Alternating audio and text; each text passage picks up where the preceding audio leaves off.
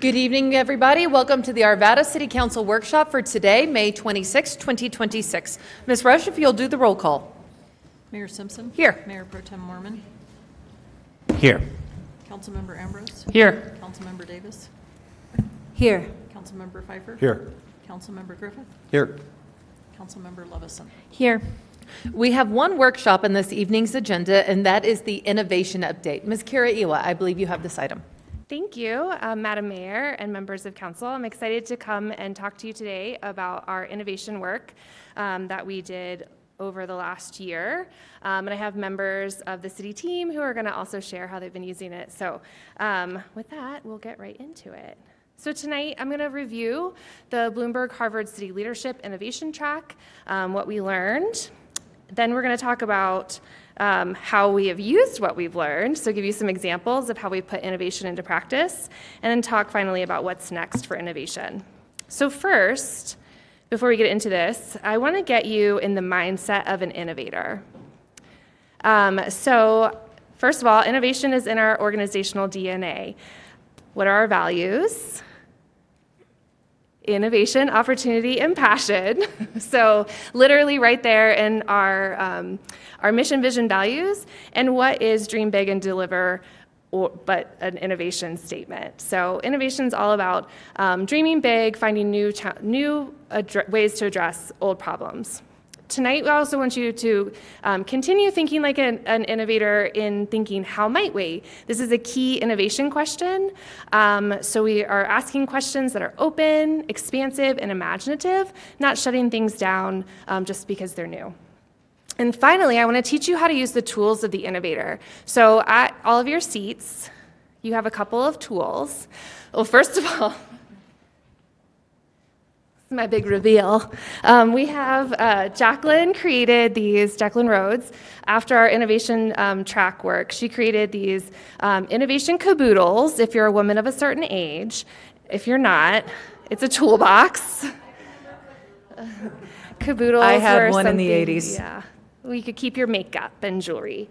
But you have a pipe cleaner, and that's a silent fidget tool or toy. So some people have a hard time holding still. They maybe need to fiddle, to doodle, and this is just a way to do it quietly. So that's what the pipe cleaner is all about.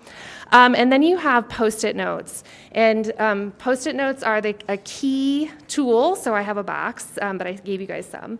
A key tool of an innovator, and the most important lesson we learned from Harvard, and this does come from Harvard so you know it's high quality, is that we've all been doing Post-it notes wrong our whole lives. So I'm going to teach you how to do a Post-it note correctly. I have a 100% success rate of keeping Post-it notes on the chart paper, so I can tell you that after thousands of Post-it notes, this does work. Most people write a Post-it note and go like that and rip it off. That's going to create a curl, and the curl will make it fall. So what you want to do, okay, follow me now. You take your Post-it note, you hold the pad, and you pull down firmly. You pull down. So it's flat, there's no curl, and now it will stay where you stick it. Harvard, of course. To the point of getting our money's worth, all of this was free. This was free. Thank you to Bloomberg. The other tool you have is a Sharpie. So if during the presentation you have questions, we like to use Sharpies on our Post-it notes because we can take a picture of them. If you have questions during the presentation, ideas, feel free to write it down on your Post-it notes with your Sharpie. Just make sure that you pull down.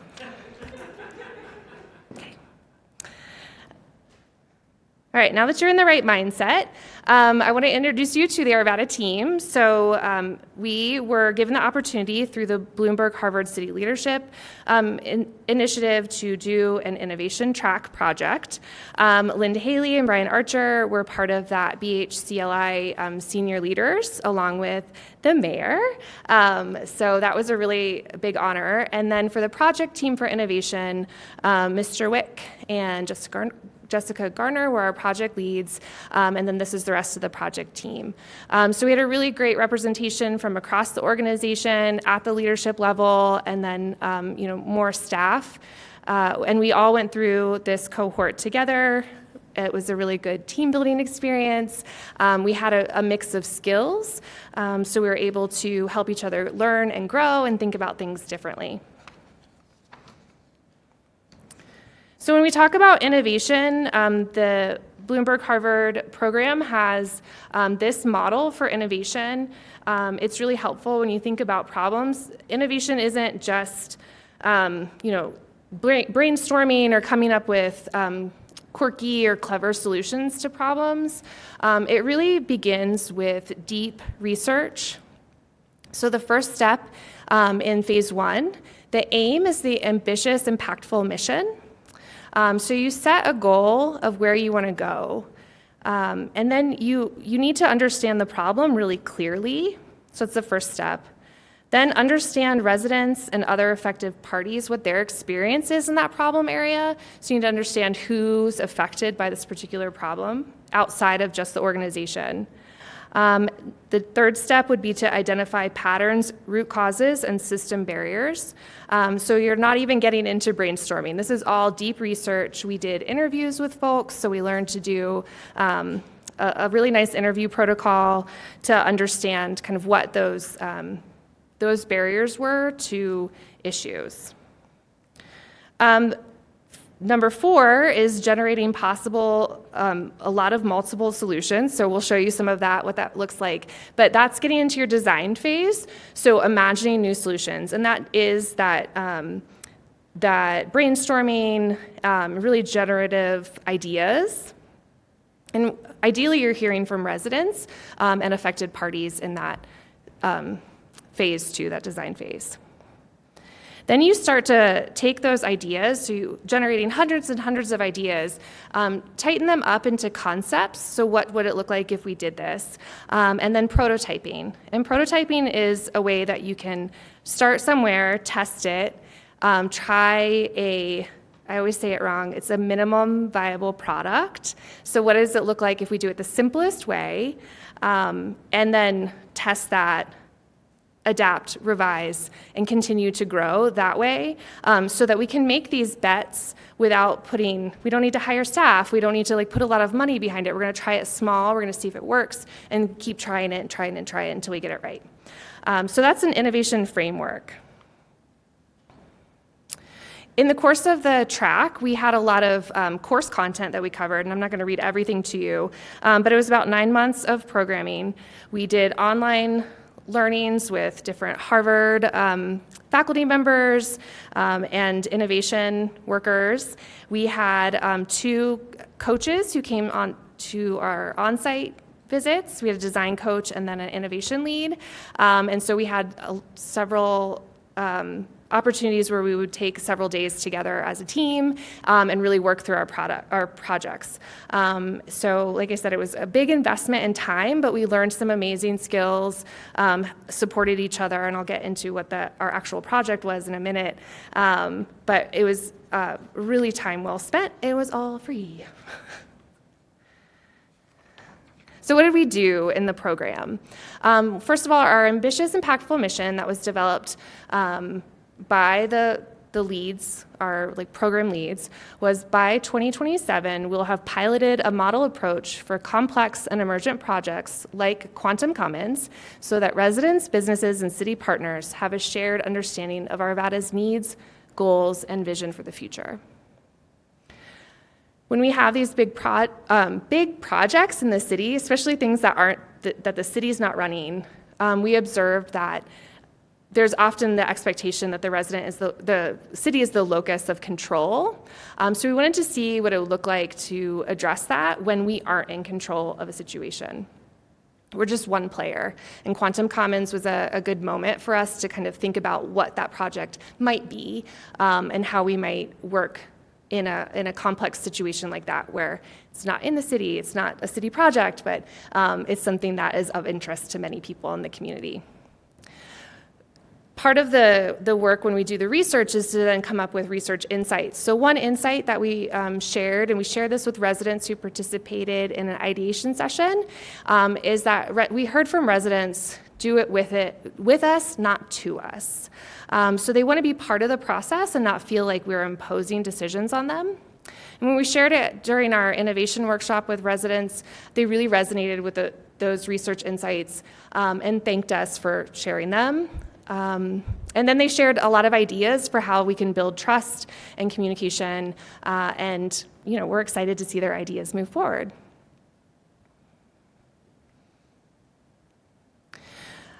So, like I said, the problem, so we have this ambitious, impactful mission, and we have this problem that when there's complex projects in the community, there's confusion about who's in control, and residents often come to us and want us to have the answers.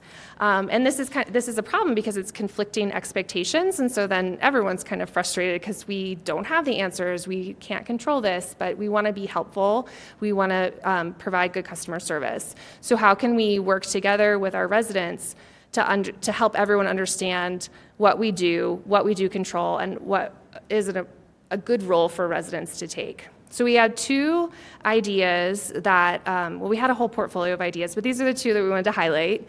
And I want to go to idea 2 first. So that one team prototyped a customer service concierge. So someone who, if you come into the city, it can be confusing. It's a complex system. You're a resident. This is new to you. You don't know who you need. So we talked about having a concierge who could just give warm handoffs, who could help people solve problems quickly, and then when they have more complicated problems, kind of get them to the right people and follow up. And we were able to act on that pretty quickly, and we have Ben's position, that was upskilled, and now he serves as sort of a customer service concierge.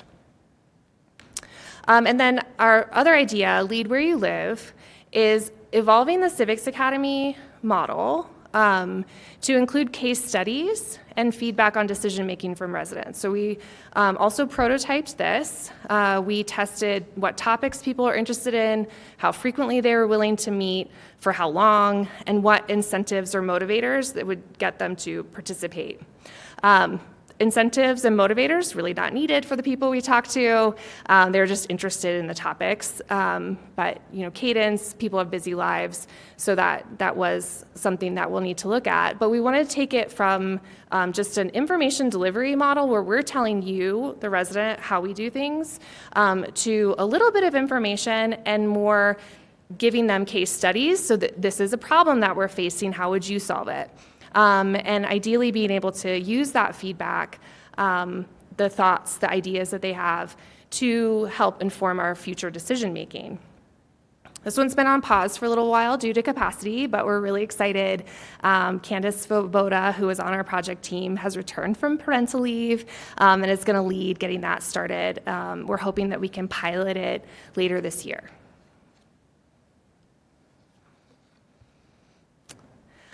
So just to recap our experience with the Bloomberg-Harvard session or innovation track, it was really, really productive.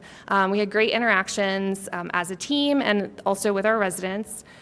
Prototyping is a good tool to have in the toolbox because it allows us to fail quickly. What can we test that we can see if this is going to work, if people are going to respond to it before we invest a lot of time, effort, and money to find out that it's not as effective as we had hoped. And then we immediately started applying concepts to two or more parallel innovation projects, and we'll talk about that. So it was really a high-value experience, and it's continuing to benefit the team. So there's a lot of ongoing support. Once Harvard and Bloomberg have their kind of nails into you, they don't let you go, which is great because we were able to access ongoing support. So we had some post-program hours with our design coach, Tim Fife, pictured here, who's an amazing person, and he worked with a small team of us right after we concluded our program track on homelessness. We did an innovation project on homelessness, which we'll talk about in a few minutes. I got a scholarship that the mayor supported me in doing to the Harvard Kennedy School for their executive education, and I just completed my executive education certificate in public leadership on Friday last week. Thank you. There's also an Innovators Network. I had a meeting, Lynette from homelessness, and I had a meeting with the homeless team they were also part of our innovation cohort from Des Moines, Iowa today. We've met with them throughout, and so hearing from what they're trying, what's working, sharing what we're trying, what's working, what's not working. We have training materials from Glasgow, and just a lot of ongoing support from the BCI team, which has been really, really helpful for keeping the progress going. Okay, so now we're going to give you some ways that we've been applying innovation already, and I have my team members here to help. So Jacqueline's going to talk about paid parking. I'll come back for homelessness. Jessica Garner's going to talk about comprehensive plan, and Nancy Flock will talk about business retention, and then I'll be back to close this out with economic development and next steps. Welcome, Ms. Rhodes. Good evening. Thank you, Council. Actually, the credit for some of this work really goes to my colleague, Kelly Van Bruggen, who couldn't be here to present this evening. But I really wanted to share us applying these principles to projects we're working on. So our ambitious, impactful mission for parking here in Arvada was that by June 2026, we would establish a coordinated in-house sustainable paid parking model with consistent due process for Old Town that improves access, supports local businesses, reduces congestion, and builds public transparency through clear policies and aligned operations. I think many of us have experienced times in Old Town where parking can be a source of frustration, and our team really recognized that this could be turned into an opportunity if we innovate around it. So the beauty was that Kelly and I had been in this program together, and we were able to pull together our colleagues and do what we're calling a sprint version of this to where we could apply the principles quickly to some of the ongoing needs that we had. So what specifically we applied, we luckily had been doing a lot of research, and so prior studies led us up to this point. We continued to coordinate with the bid and engage with businesses, and we are doing some additional follow-up studies to inform the work that we're doing. Ideation, we held some cross-departmental efforts. We wanted to start with some of our internal perspectives and procedures first, and we came up with over 100 ideas generated in a couple of ideation sessions using things out of our caboodle here. But really what we're at now that we're excited about sharing is our prototyping phase. And I want to back up and just say that one of the benefits of this for our team specifically is that design thinking mindset. So using the how might we questions has been really powerful with us across the team. And one of the questions we focused on in our sessions here together were how might we ensure that paid parking feels like a tool for access in managing turnover and not a barrier for customers and employees. So those are some of the things that help generate our ideas. But where we headed next is even though we developed a portfolio of projects that we can start to chip away at over time, we're focused on 2 in this prototyping phase. And again, it's not perfect. It's really not developed yet. It's this low-cost model where we can test out some concepts with our community and partners. And we're in the stage of starting to prototype 2 ideas. One of them is all about incentives. So how do we encourage visitors and businesses to embrace parking in the hub? And is there a way we can work together to create an incentive program that really makes sense?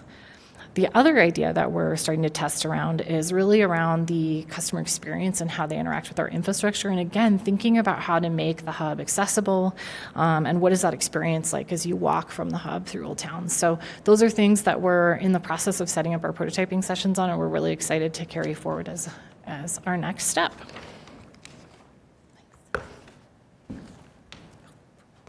Okay, so homelessness, big, challenging problem. We immediately started working on a homelessness innovation project at Dawn's direction while we were closing out our training. And so it was really beneficial to us to continue with post-program hours with our design coach as we went into a homelessness project. It helped us kind of just solidify everything we learned and apply it immediately. So we did research. We had a wonderful intern that summer who did a lot of research looking at other kind of how other cities have taken successful approaches to homelessness. I was happy to learn that my hometown of Columbus, Ohio, is a model city. I didn't know that. So we held 2 ideation sessions. So we did one with team members and one with service providers. We then kind of took from that, we had over 500 ideas. And what you do is you have 500 Post-it notes.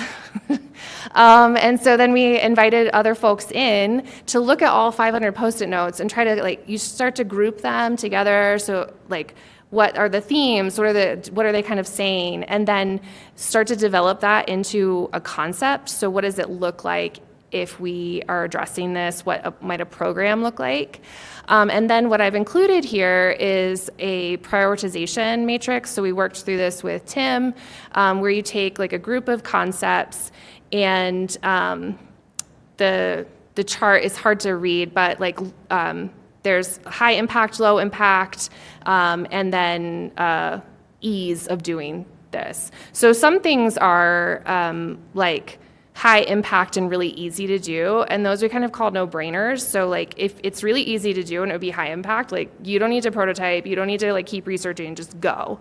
So for our main innovation track project, we did hear that the Arvada report is of high value to people. Okay, cool, we're gonna keep doing that. And see how we can continue to deliver the stories that people like.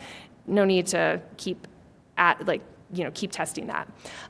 So then things that are really hard and low impact, they're out. And so you want to kind of focus on that high priority and within our ability to control. So one thing that might be really impactful for homelessness that did come up would be a taxing district. That might be really impactful.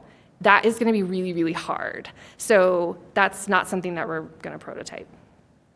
Then when you have, you have your prototypes, those are things that are that sweet spot of it would make a difference and we can do it. Just do it concepts, which it would make a difference, we can do it and we don't need to wait. And then you start moving forward and try to measure what you're doing.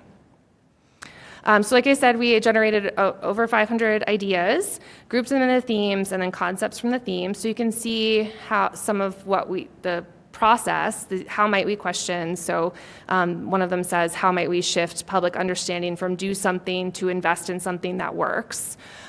People write all their ideas on the Post-it notes. Then we take time to review people's ideas, and we do some dot voting to see where there's kind of coming together in consensus. And then everything continues moving forward. So we did test some concept posters. So at the community conversations, we did some prototype concept poster testing. I have to say that I finally got to put my Bachelor's of Fine Arts into practice in this job. I love a concept poster, so spent too much time on these. It was so fun. So we tested common ground conversations. So it was kind of the idea of the community conversations, but around other topics. Then you ask people or tell them what this is, who it's for, and then ask questions. So what do you like about this? What do you not like? What isn't clear, could be improved? And then do you have any questions? So asking people to then give their feedback on that. A bridge team, which would be a group of people who are sharing kind of what we're doing in homelessness directly with the community. And then activating Old Town, so that was sort of a concept of if Old Town Square when it's really active, it feels safe and good for people. When it's not active, that's when it starts to feel like kind of an area that you might not want to spend a lot of time in. So what would it look like to make it popping all the time? So that one we took a little bit of a different approach and had some images that people could choose from of public art, games, different kinds of seating to just get some feedback on what might be attractive. And so then ideally you take the feedback and you just kind of keep refining. So one thing we heard with like the bridge team is that people were really curious about like who would it be and would they be paid? So those are some of the two things that came up. So if we were to, when we move that forward, we would need to like do more testing of, well, who do you want to hear from? Who would be a meaningful connection? And then making sure that they're compensated for their time. So we've also been extending our reach with innovation and homelessness. So we've convened faith leaders. This is something that we've heard through the years. I'm sure you guys know that faith leaders in our community have a really important role in homelessness response. It's not always clear how we work together. So a couple months ago, we brought a group of faith leaders together and did a really fast innovation session with them. We didn't talk about innovation. We didn't like give them any grounding in it. But we did some quick sort of like SWOT analysis of what are your strengths, what are your weaknesses, and then ask them how might we questions that basically got to like how might we leverage what we have, where our strengths are, and work together. And then again, without getting into like, and this is a concept poster, we identified 3 concepts.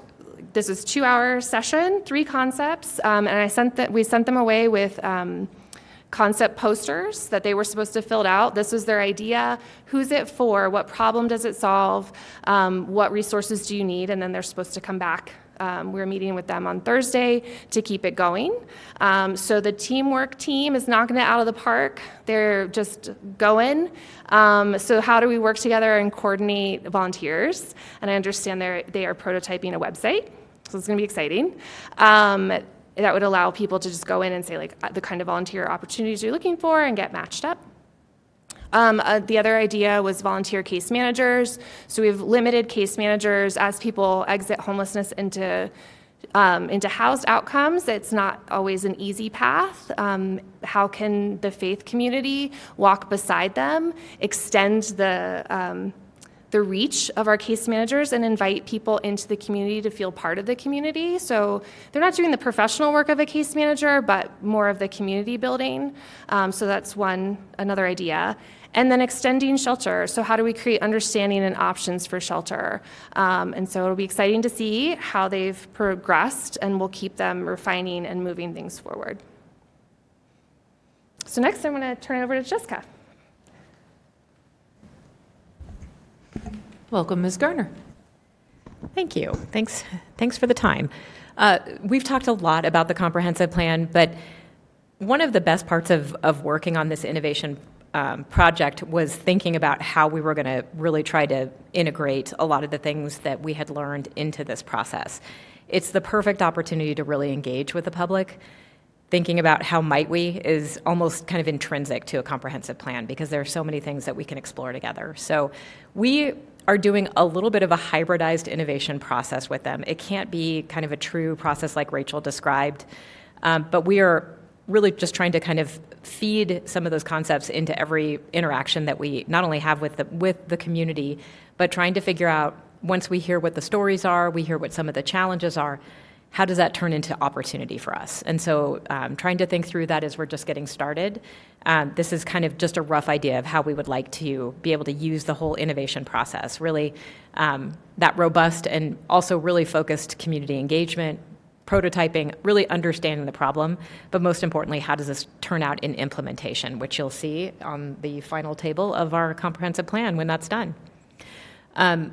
Just to give you a little flavor, I know this was kind of leading into the study session earlier today, but we've been doing a lot of community engagement already with young folks, with people from across the community. We're just getting started. We just had low-hanging fruit of being able to work with Arvada High School and Arvada West, so that was an opportunity to really test out some ideas of how can we work with youth, which, spoiler alert, eventually in time we would love to think about a youth advisory commission here at the city, and we think that these are some of the seeds that we can plant now to start to create that engagement with young people. And we think that sustained and prolonged engagement consistently over the next couple of years are going to yield some young leaders that really want to step into this and into this world. And they're already they're already giving us good ideas. So this is what we've heard so far, and you may have seen this slide. I apologize if you did.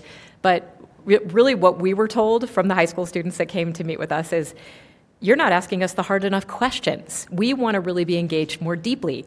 They were upset that they didn't get enough time with the council when they were here for lunch. They were talking about the same things that their parents are talking about: housing affordability, being able to get from point A to point B safely, thinking about those third spaces, and how do you really bring in the youth voice into these kind of grown-up problems that they're, by the way, about to inherit. So we really learned a lot from them, and we also learned that we have a lot more to go. So we already heard some great ideas. We also have heard from other folks, and I wanted to mention we were at the Kite Festival. We'll be at Summerfest in a couple of weeks. I heard at the Kite Festival we had over 200 people at just coming and engaging with us. So we take those as opportunities to really hear what is it that the community and also just what the general public has to say about our city. And I'm going to turn it over to Nancy now, and she's going to talk about the AIDA industry roundtables.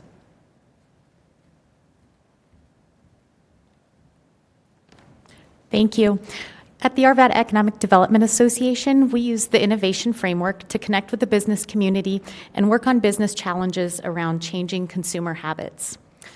AIDA piloted industry roundtables as a business retention program with our beverage producers and retailers in the community. While individual business visits are a critical component of the work in economic development, they can also be very resource intensive. So with this tool, we were able to connect with multiple businesses in one setting on a quarterly basis and able to maximize resources for AIDA's business retention program. In the roundtables, ideas were generated around AIDA program support that would benefit businesses, as well as strategic ways that businesses can become more resilient by coming together in this economy with those consumer habits changing. So the results from this is we have been taking the ideas that were generated from this and clustering them and prioritizing them according to the level of impact and difficulty to implement. And we're also studying ways to implement programs to address what was identified and aligns with needs identified in our business survey, as well as during other interactions with the business community. A surprising immediate result of this work was witnessing the strategic business relationships that were happening right in front of us. We were overhearing ideas of potential product cross collaborations and other creative ways that these industries could come together and build resilience. Part of the limitations with this work, though, are balancing the resources to deliver on those needs that were identified. There were a couple of common themes that came across both industries, and then potentially expand the work into another industry. So with that, I'll turn it back over to Ray.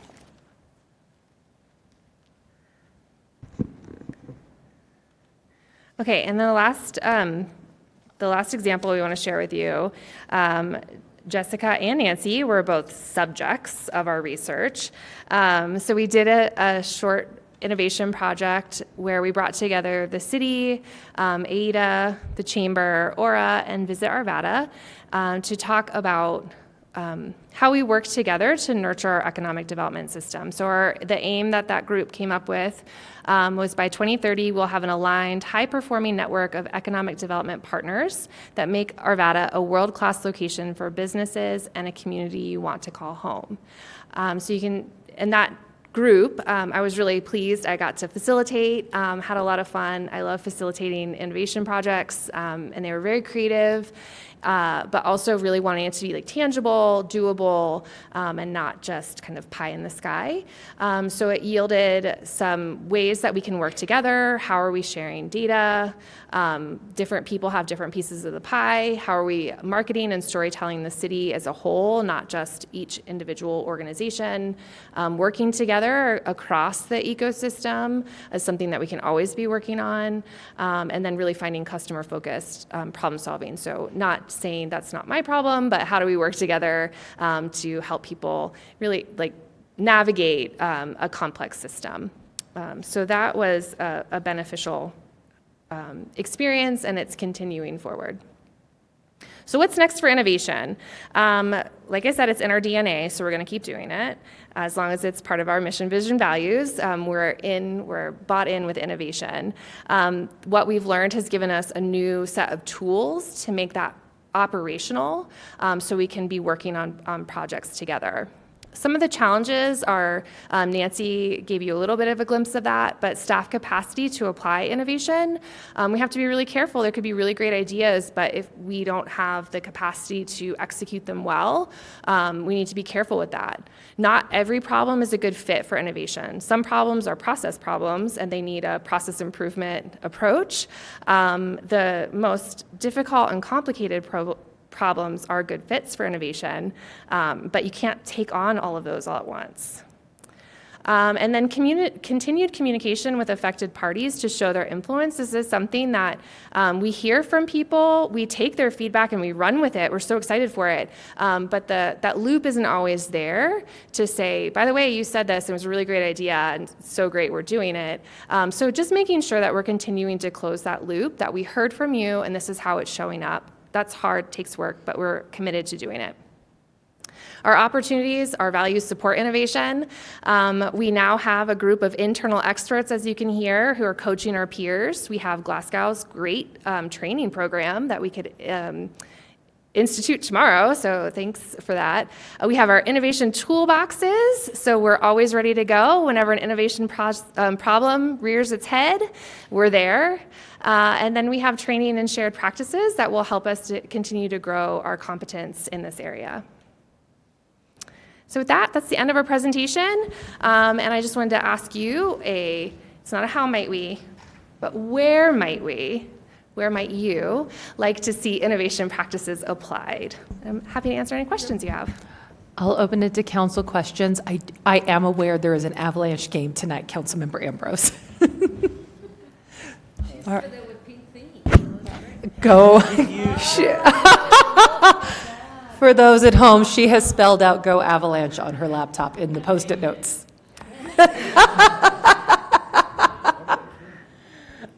Councilmember Pfeiffer. I have a list. She did it for me. It's okay. Go for it. She probably did it this way. Actually, no, great job. I think what you have listed is perfect. It's enough for you all to work through. Those are hot topics for us, so I wouldn't want to add to the list. I'd like to see the results as you continue to go through and give us updates, but other than that, I think you guys are on the right track. I wouldn't want to add to that, so great job. Thank you so much, Councilmember Pfeiffer. Don't look overly confused by the praise, Ms. Kiriawai. So. We don't often get the feedback that we're like on the right track, and I appreciate it. Yeah, I appreciate it. Yeah. No. Councilmember Davis. I had turned my light off, but I do like the idea that you're all getting together and seeing what the other group is doing, and I don't want us to derail you from that. So I think that what's really important is that if I ask a question and another council member asks a question of somebody else, that you guys are getting together, that staff and the team are getting together and saying, oh yeah, Councilmember Davis already asked us that, and we can meld that with this. So that's where I see this being an improvement. I'm really excited. Oh Lord. Thank you for the presentation and keep up the good work. Guys are being bad, well spoken. You guys are being bad up here tonight. So, Councilmember Ambrose. Thank you very much for the presentation. I appreciate all the work. I would say that aligning innovation processes with the strategic plan, I think you really hit a lot of the spots that have been in our strategic plan, which is why we're, I think, generally pleased with the direction. And I think just keep going down that path of where we would like to see it, because as you know, innovation requires resources, and that's what the strategic plan is, prioritizing those resources. So thank you. Thank you. Councilmember Levison. Thank you so much. I really appreciate all the hard work, and I think a lot of it comes down to connecting the human side of things, being creative, and finding creative ways.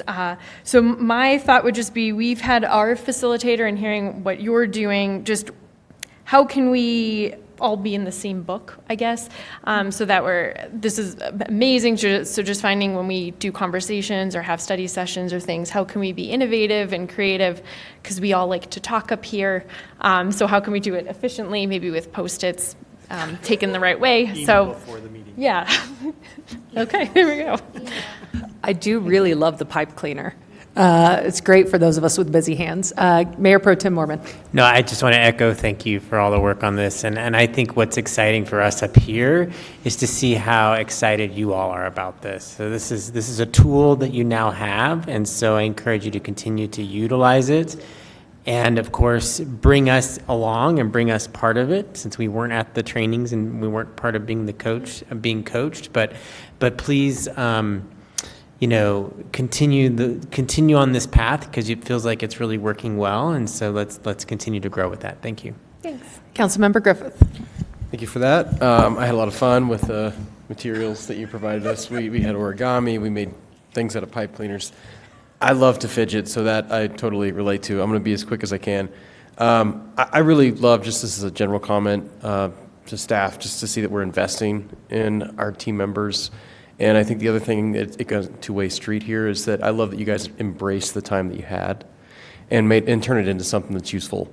I think you're heading down the right path. I'll give you that too. I think you guys should get more of that. Maybe if we could take that as some criticism. We want to celebrate the things that are working, right? And so I've been a part of a lot of different trainings, and sometimes they're useful, sometimes they're not. But it really takes somebody going in and saying, "What can I get out of this?" And what can I then translate that into like a useful component for my everyday? And it sounds like you guys are doing that a lot with this opportunity, and I'm really happy for that. So thank you.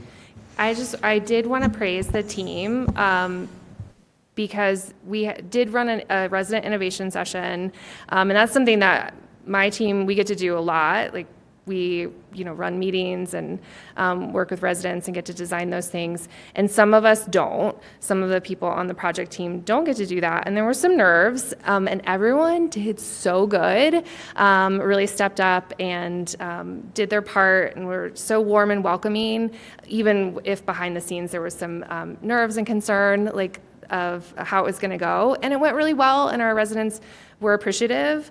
And I was so proud of the people who kind of overcame that hesitation. So thank you. They really did, everyone really did put 110% into what was a big time commitment, but everyone showed up and really took advantage of the opportunity. And I did look through the presentation ahead of the meeting, and I wondered who made the graphics. I liked them a lot. So thank you. Nice job. Thank you. The drawings are good. Yeah, thanks. I'm so proud of myself. I guess that just leaves me, and I will say I'm really excited to see this. Obviously, I've been for the public's awareness, most of council really hasn't been a part of this. I'm the only one who has been. It came out of the Mayor's Leadership Initiative program that I did with Bloomberg Harvard, and this was a continuation as part of it over the past 2 years. It's really hard to believe it's been 2 years now. And one of the key reasons I even agreed to do that program to begin with was the hope that we would be able to do some really cool stuff with the staff, that you guys would have these opportunities, not just me. And I'm so thrilled to see how this has come out. I know there was a lot of hesitation at the beginning, a lot of, oh crap, what is she getting us into now? And I'm so thrilled to see that it was embraced and that it was valuable, and that we've had some really positive outcomes out of this, and that we'll be able to deploy those going forward. To your question, where might you like to see the innovation practices applied? Our roads, that ongoing conversation we are having with our residents about what we need to do with our infrastructure, I think remains just the ever-present sort of thing. And it is aligned with our strategic plan and with our wildly important goals. So what are the unique and sort of innovative practices we can do to bring the community with us in that conversation, and that we can listen to them so that we know what their values are, and we can listen and we can do. So with that, excellent job, Ms. Kiri-Iwa. You definitely earned that statewide award you got a couple of weeks ago because of this work. So thank you very much. All right, with that, Mr. Wick, do we have anything more from the team this evening? That's all from the team. I just have a couple of things. One, I think this is a really great example, again, of the excellence of our city team. And so thank you, everybody, for, and there's others that are in the room here that participated behind the scenes, too. So like to just thank the team. They're excellent at what they do, and I appreciate them a lot. We do not have a meeting next week, so that meeting is canceled, but we'll see you back here on June 9th for a workshop. Thank you. Ms. Morales? Nothing for me, Your Honor. All right, go Avalanche. We stand adjourned.